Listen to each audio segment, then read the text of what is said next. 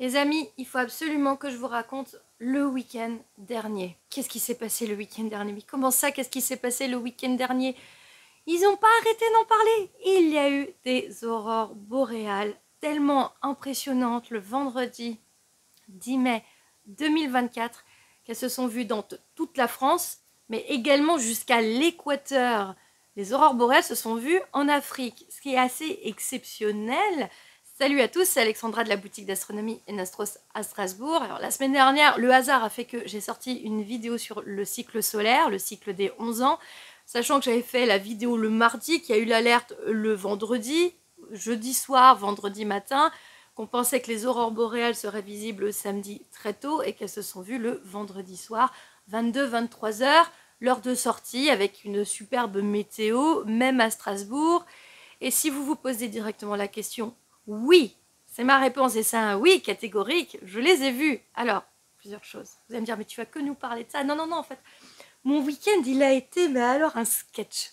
Pour vous faire un peu patienter, mais vous allez voir qu'il y a un petit peu, voilà, que ça découle un peu avec les aurores. Je me suis plantée de lieu pour une animation. Je me suis jamais plantée de lieu en 11 ans d'activité professionnelle en tant que vulgarisatrice, animatrice, médiatrice, scientifique en astronomie, ce que vous voudrez. Je me suis jamais plantée. Je me suis pas trompée de route, je me suis trompée d'endroit où aller. Et c'était pas juste la maison à côté. Je vous raconte ça juste après. J'ai bien mon petit café. Freddy, regarde, il est là. On est le matin et je me suis dit, mais en fait, j'avais trop envie de discuter avec vous sur mon expérience, d'avoir vu les aurores boréales, celle du vendredi et donc celle du samedi également. Il faut comprendre déjà que moi, pour ma part, ça fait des années que je suis attentive au cycle solaire, aux éruptions solaires, aux aurores boréales. Ma mère est allée en Islande en 2015 et elle me demandait par SMS, c'est quoi les capés ce soir, Alexandra? Ma mère a vu les aurores boréales en Islande. Pendant que moi, j'étais là en train de me dire, ma mère est en train de voir des aurores boréales. Donc, elle les a vues vertes, comme ce que l'on voit en Islande. Donc, c'est pas quelque chose pour moi qui est nouveau. La plupart des gens qui débutent l'astronomie découvrent un peu peut-être les aurores boréales, mais ce sont des choses qui s'observent depuis donc des années. Je vous renvoie forcément sur ma vidéo que j'ai faite la semaine dernière. Et des retours d'observation d'aurores boréales en France, c'est pas quelque chose qui est nouveau, c'est pas quelque chose qui a jamais été fait, c'est quelque chose, on a des retours, il y a déjà eu des aurores boréales observables en France, donc je savais que c'était possible. J'ai pas envie de dire que je pensais jamais le voir, parce que j'étais sûre qu'un jour je le verrais, je suis sûre d'ailleurs que je vais encore en voir, parce que je sais qu'il y aura encore l'occasion de voir des aurores boréales en France, il faut juste rester attentif. Alors c'est vrai que j'étais abonnée sur Twitter. Oui, j'ai Twitter aussi si jamais. Ça, je parle toujours du Facebook et d'Insta, mais je suis aussi sur Twitter. Je suivais la page Space Weather Live, qui en fait annote tout le temps, tout simplement, l'activité solaire, les éruptions solaires, nous fait des gros plans sur les éruptions solaires. Donc c'est vrai que mon Twitter, en fait, c'est un peu que du repost en fait de Space Weather Live. Et donc j'ai vu que ces derniers temps, il y avait des aurores boréales qui étaient observables. Les capés 4, 5, 6 en ce moment, voilà, j'avais vu passer du 7 et du 8. Mais vendredi soir, j'étais pas de sortie. Eh oui, je ne suis pas sortie alors que la météo le permettait. Ça m'arrive aussi, je voulais me reposer. Pourquoi? Parce que la veille, j'avais shooté jusqu'à 2 ou 3 heures du matin. J'étais fatiguée, j'ai travaillé du coup la boutique le vendredi et que le lendemain, le samedi soir, j'avais 2 heures de route pour aller faire une observation privée, quelque chose qui était organisé depuis des mois. Donc je me suis dit, pour éviter d'enchaîner 3 soirées d'observation, parce que je vois bien que je fatigue de plus en plus sur les enchaînements des soirées d'observation plus les journées à la boutique, je me suis dit, je vais me faire une soirée repos, tranquille, voilà. Et puis comme ça, demain, je serai en forme pour la boutique et pour la soirée d'observation qui va finir très tôt le dimanche matin. Le soir, on va se poser donc avec Frédéric au lit, on regarde une série, on est dans les One Piece en ce moment, on est en train de finir le combat avec Kaido au pays de Wa, c'est juste une tuerie, c'est démentiel. J'adore cet animé, je pense que j'avais pas été aussi fan d'un animé depuis extrêmement longtemps. Et c'est vrai que de temps en temps, en fait, je me connecte sur les réseaux sociaux, sur Insta, sur Facebook, pendant qu'on est en train de regarder l'animé. Là, je me connecte à Facebook, je vois les stories qui s'affichent sur mon téléphone. Je vois Antoine, un astram du coin que je connais, hein, que j'avais déjà croisé au Champ du Feu ici en Alsace. Et je vois dans sa story une photo avec toute colorée d'aurore boréale. Je reconnais du coup que ce sont les couleurs d'aurore boréale. Je me suis dit, tiens, c'est fou, il voit des aurores boréales, il doit être en Islande, il est peut-être parti en vacances. Alors la curiosité a fait que je clique dessus, et là, il y avait sa photo d'aurore boréale avec marqué « Des aurores boréales visibles à Strasbourg !» Et moi, je reste, mais alors, d'un calme. Et je suis à Fred. Je fais « Regarde Fred, il y a des aurores boréales visibles à Strasbourg. » La meuf, pas du tout en panique, tu vois, sur le fait qu'il y ait des aurores boréales visibles à Strasbourg. Je fais « C'est cool, c'est vrai ?» Du coup, je vais aller voir sur le site Space Weather Live et je vois effectivement KP8, des alertes. Je retourne sur Facebook et là, je commence à voir mon accueil. Et mon accueil, il commence à me mettre plein de photos d'aurore boréale partout dans la France. J'ai plus de 2000 contacts sur Facebook, j'ai quasiment que des astrams. Alors c'est vraiment les copains d'école aussi à l'époque. Mais même eux ont fait des photos d'aurore boréale. Les gens qui font pas de l'astro de base, tout le monde postait des photos d'aurore boréale. Ça commence. Je vois 1, 2, 3 photos. En plus il y a les RAP, il y avait les NAT aussi. On commence à voir sur les groupes. Je suis dans des centaines de groupes astro, que ce soit français, américains, canadiens, tout. Je scrolle et je vois les photos qui défilent. En fait, c'est plus impressionnant que les aurores boréales des dernières semaines. Parce que le petit Paco en Lorraine, il a fait des petites photos d'aurores boréales géniales. Mais du coup, bah, c'était plus intense là. Alors, je dis à Frédéric, il est possible de mettre sur pause la série, je vais quand même aller checker dehors sur le ciel. On est sorti, le problème c'est que nous on a un balcon direction sud, donc les aurores boréales forcément vu que ça vient des pôles, ça vient du nord. Donc bah, je suis sortie sur le balcon, j'ai regardé le ciel, bah, c'était bleu orangé comme Strasbourg, en plus c'est très pollué, donc je me suis dit bah non, je vois pas, mais je vais rester en alerte.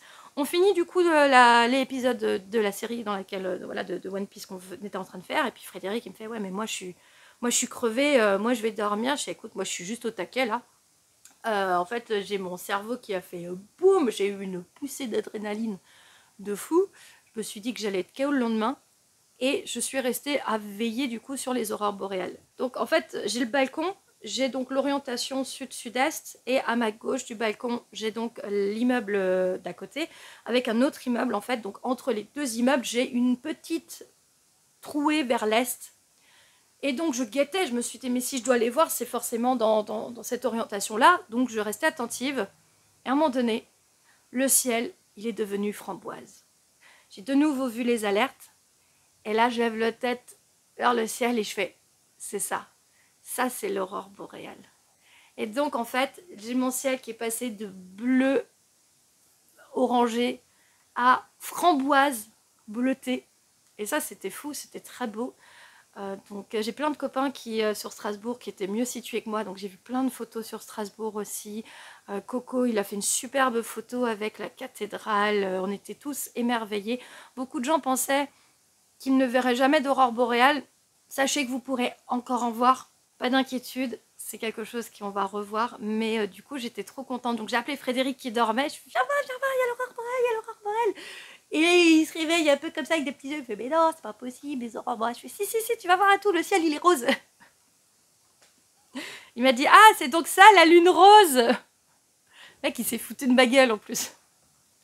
J'adore, il m'a fait des blagues quoi. Aurore boréale du vendredi, check sur une toute petite partie, on a essayé de prendre une photo mais ça a vraiment rien donné, donc voilà. Par contre moi entre temps j'avais envoyé un SMS à ma maman et à mon beau-père pour leur dire il y a des aurores boréales, alerte, vite, faut regarder dans la direction de chez Henri, c'est le voisin de derrière, il faut regarder vers chez Henri, parce que comme ça ils s'embêtaient pas vers le nord. Et en fait eux ne sont pas à Strasbourg, ils sont dans les hauteurs des Vosges, à 450 mètres d'altitude, en dessous du Grand Ballon et du Marstein. Donc en fait, ils ont vu les aurores boréales à l'œil nu et également en photo. Regardez, je vous les défie, ça c'est les photos de ma maman avec son iPhone reconditionné, là un iPhone 11, des petites pauses de 3 secondes. Et voilà ce qu'elle en a sorti. Alors elle m'a dit que à l'œil nu, le violet était beaucoup moins prononcé et que l'effet vert, il était blanc à l'œil nu. Voilà, donc ça c'est les petits retours de ma maman. Il y a beaucoup de gens qui croyaient pas, attention, il y a beaucoup d'images fake qui sont aussi sur les réseaux sociaux, des images générées en IA qui ont été postées surtout avec le Mont Saint-Michel, hein, c'est ce que j'ai principalement vu, donc voilà, faites attention, mais en tout cas elles étaient observables. Paris aussi, enfin partout dans la France. Les RAP, vous les avez vus, il paraît que c'était impressionnant, une nuit où on ne peut pas shooter mais que personne ne va regretter, juste pour voir les aurores boréales. Je vous saoule un peu avec ces aurores boréales, vous en avez déjà assez eu sur tous les réseaux, tous les médias, tout le monde en a parlé. Il faut savoir que les aurores boréales, à partir du moment où il y a une énorme éruption solaire, on ne peut pas vraiment savoir à quelle heure elles vont avoir lieu. On voyait effectivement que l'activité solaire a duré encore toute la journée du samedi. On est même allé en KP9 le samedi. C'était juste dingue. Donc, la semaine dernière, je disais KP8, j'avais jamais vu ça. Et effectivement, quelqu'un m'a mis en commentaire KP9, j'avais jamais vu ça. Effectivement, KP9, j'avais jamais vu ça. Je pense qu'ils vont aller plus loin. Tu vois, c'était KP12. Forcément, le soir, potentiellement, on aurait pu avoir aussi des aurores boréales. Et je vous le dis tout de suite, il y en a eu, mais pas aussi intense que celle du vendredi. Samedi, j'ai une activité prévue depuis de longue date, j'ai la boutique. À midi, j'ouvre et comme j'avais 2 heures de route pour arriver à l'heure, j'ai fermé la boutique exceptionnellement plus tôt d'1 heure. Je l'ai fermée à 17 h au lieu de 18 h pour commencer à charger la voiture et partir à 17 h 30. J'avais tout préparé, tout le matos. On a emmené 7 télescopes avec Frédéric. Le 150-750 sur EQ6 R Pro avec les batteries. On a emmené, il a pris sa 62D avec la SAGTI. J'ai pris le 13900. Non, 13900. J'ai pris la 80900 StarSense pour avoir l'application. Et d'ailleurs, si jamais en soirée, j'ai cartonné avec le StarSense, c'est une tuerie. Les gens, c'est incroyable. C'est juste dingue. Là, le StarSense pour les soirées d'observation, c'est topissime. Mais on avait également emmené les instruments connectés, le Seastar, le Vespera, le Hestia. On était full. J'ai préparé mon itinéraire à l'avance. J'ai imprimé du coup le chemin. J'avais mis dans mon téléphone le chemin avec du coup vraiment la route pour éviter de me perdre. Donc une grosse partie du chemin, je connaissais puisque c'était pour aller chez mes parents. Mais à un moment donné, je vois une route à une demi-heure, voilà, 1h30 de route plus une demi-heure. Puis la dernière demi-heure, tu vois qu'il n'y avait pas beaucoup de kilomètres. Une demi-heure, tu te dis, ouh, ça c'est une route, c'est une route de campagne. Ouais, je pensais au moins qu'elle serait goudronnée, elle n'était pas du tout goudronnée. C'était donc un chemin en fait pour les randonneurs avec plein de cailloux. Donc j'ai roulé à 10 km/h pour faire attention à la voiture. C'est une C3, donc bon, elle n'est pas équipée pour rouler sur des terrains comme ça. Pendant 25 minutes, on roule donc dans cette fameuse terre, ce chemin de terre rempli de cailloux. C'était très long, 25 minutes dans un chemin de terre, en fait, c'est juste extrêmement long. Et à la fin, on arrive, il reste 2-3 minutes, on a une dernière pente à monter avant d'arriver sur l'endroit où j'avais mis là où j'avais repéré la maison, hein, où il y avait les gens. Et la voiture cale en première. Impossible de redémarrer. La pente était tellement importante avec du coup des graviers, enfin pas des graviers, mais vraiment un chemin de terre caouteux. Vraiment, c'est un chemin pour les 4x4, pas pour une C3. Donc la 106, elle serait pas passée. Et en fait, c'est Frédéric qui a pris au final la voiture, qui a fait tout ça au frein à main pour qu'on passe, pour qu'on arrive à monter. On arrive sur le site d'observation, un champ incroyable dégagé à 360, un terrain plat avec un petit air trop beau, une petite maison, un ciel superbe. Et je vois la maison au loin. Donc qu'est-ce que je fais? En fait, on voit qu'on ne peut pas accéder à la maison. Donc j'appelle du coup mon client. J'ai oui, voilà, je suis arrivée pile poil à l'heure. Je suis arrivée à 20 h pile. J'étais trop contente de mon timing. J'appelle le client, je fais oui, voilà, c'est Alexandra. Écoutez, moi je vous le vois au loin, la maison, mais je n'arrive pas. Comment est-ce que je peux y accéder? Je suis à côté de l'autre maison qui est en face que vous devez voir. Je vous vois sur le balcon, je vous vois, il y a des gens. Il me fait ah bon, mais où ça sur le balcon? Mais quel balcon? Vous êtes où? Je sais pas, là on est sur l'endroit, on est en haut de la colline. On vous voit, mais on ne sait pas comment accéder au chemin. Et là, il me fait, mais quand vous avez pris la direction du Marstein après Wildenstein, il faut prendre direction la route avec l'auberge, la route des Crêtes. Et moi, j'ai bugué. Et je suis mais on n'est pas sur la route des Crêtes. On n'est pas allé jusqu'au Marstein. Je connais bien du coup la route. On n'est pas monté à Wildenstein. Et là, il me fait, bah la maison où on est, c'est du côté de la route des Crêtes. Et là, je lui dis au téléphone, je suis en train de réaliser qu'on n'est pas au bon endroit en fait à ce moment-là. Et là, je lui dis au téléphone, je fais, on n'est pas au bon endroit. Je fais, en fait, on est au Rosberg.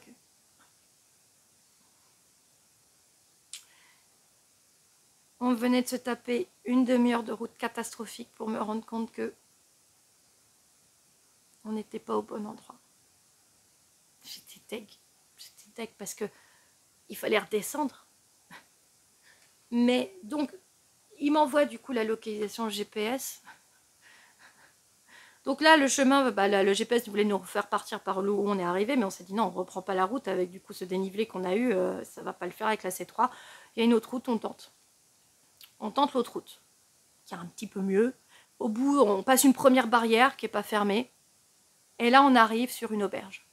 Au bout de quoi de 7 minutes de route, on tombe sur une auberge, parce que on est dans les hauteurs des Vosges, il y a des auberges pour les randonneurs. Et en fait, le chemin nous disait de continuer tout droit sur la terrasse de l'auberge, une petite terrasse, mais du coup, il fallait la traverser pour rattraper la route de l'autre côté. Et sur la terrasse, il y avait une tonnelle qui était en train d'être en construction et qui bloquait le passage pour la voiture.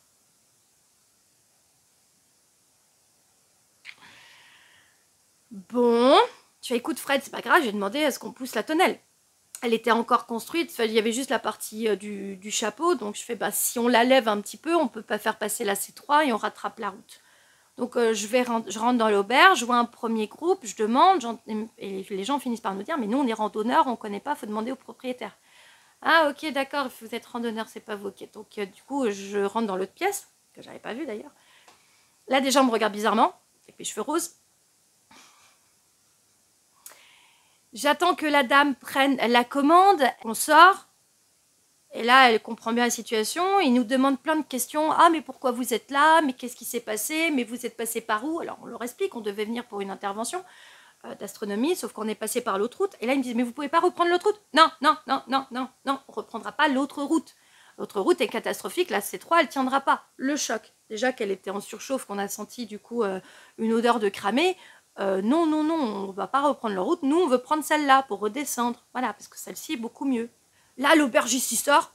Là, il commence déjà à dire qu'est-ce que vous faites là, mais donc il nous pose des questions, mais ça vous a pas fait bizarre la route? Ah non, la route, non. J'ai l'habitude d'animer dans des endroits improbables. Non, la route pour nous, elle est normale. Voilà, enfin normale. Voilà, c'est pas nouveau. Puis il nous dit oui, mais là il y a une barrière, vous avez qu'à faire demi-tour et vous passez par la barrière. Au bout de 20 minutes, donc j'ai perdu encore 20 minutes de temps. Déjà qu'on était en retard. On recule. Et là, il y a une énorme barrière en métal qui n'est pas scellée. Et en fait, c'est pas une rentrée pour son auberge, en fait, à l'arrière. On peut passer derrière l'auberge. On est passé derrière l'auberge et on a rattrapé la route au bout d'une demi-heure de descente. Donc, on est monté une demi-heure et on est redescendu une demi-heure plus 20 minutes. J'ai perdu 1h30 de route. Voilà, les péripéties. J'ai horreur d'arriver en retard. J'essaye vraiment d'éviter d'arriver en retard. J'ai même tendance à arriver en avance généralement pour être sûre de tout préparer. Ça me met mal à l'aise d'arriver en retard. Bon, qu'est-ce qui s'est passé? On est arrivé, ils ont été super sympas, ils ont compris qu'on s'était trompé de route. Ils nous ont invités à manger des tartes flambées. Merci beaucoup. Et une bière qui m'a fait énormément de bien. Je crois que c'était ce qu'il me fallait. La nuit commençait à tomber, on avait le croissant de lune, donc on est allé vite installer le matériel sur la route des Crêtes, un petit peu plus haut, et on a pu observer. J'expliquais en fait à un moment donné, donc pendant que Frédéric installait les premiers instruments, le 13900 et la lunette, la 80, en fait moi j'expliquais un petit peu les constellations, j'ai raconté l'histoire de la Grande Ourse, j'ai raconté sur le zodiaque, pour retrouver l'étoile polaire. Puis en fait, moi, c'est vrai que je regardais les gens qui s'étaient posés par terre, eux regardaient vers le sud et vers l'ouest, moi je regardais vers le nord et vers l'est. Je leur parlais des aurores, je leur disais forcément il y avait des aurores boréales, que la veille ça avait été impressionnant. Peut-être que ce soir, mais pour le moment, donc je restais attentive sur Space Weather Live, sur l'appli, sur les KP, l'intensité, sur tout ce que les graphiques indiquaient. Je fais bon, il y a des aurores, mais c'est pas aussi fou que hier. mais on devrait quand même en voir. Enfin, à un moment donné, je leur dis, vous ne trouvez pas que c'est bizarre? Il y a comme des bandes verticales blanchâtres, rosées. Ça se trouve, en fait, c'est ça les aurores, parce que c'est un peu les retours que j'avais beaucoup vus. Je précise, j'avais jamais vu d'aurore hein, avant le vendredi. Comme beaucoup de monde. Je suis jamais allée en Islande pour voir des aurores, donc c'était mes premières aurores boréales visibles, moi, avec mes yeux. Mais j'ai lu tellement d'écrits, tellement de retours sur les aurores boréales, sur ce qu'on voyait à l'œil nu et sur ce qu'on voyait en photo, que je me suis dit, mais en fait, j'ai dit au groupe, je vais essayer de prendre une photo. Prenez photo et vérifiez, parce que généralement en photo, le capteur est plus sensible. Donc on les voit mieux. Et là, effectivement, quelqu'un a pris une photo, il a fait, oui, c'est effectivement, c'est rosé. Et je vois la photo, je fais ça, c'est les aurores boréales. Donc, on a vu les aurores boréales. Mais on était à plus de 1000 mètres d'altitude. On avait un horizon, du coup, sur le nord complètement dégagé. Donc, autant la veille, c'est monté nord-nord-est. Le samedi soir, c'est resté au nord à peu près 25-30 degrés de hauteur dans Cassiopée. Puisqu'en ce moment, en fait, en début de soirée, il y a la Grande Ourse au zénith, il y a Cassiopée qui est vraiment bas sur l'horizon nord.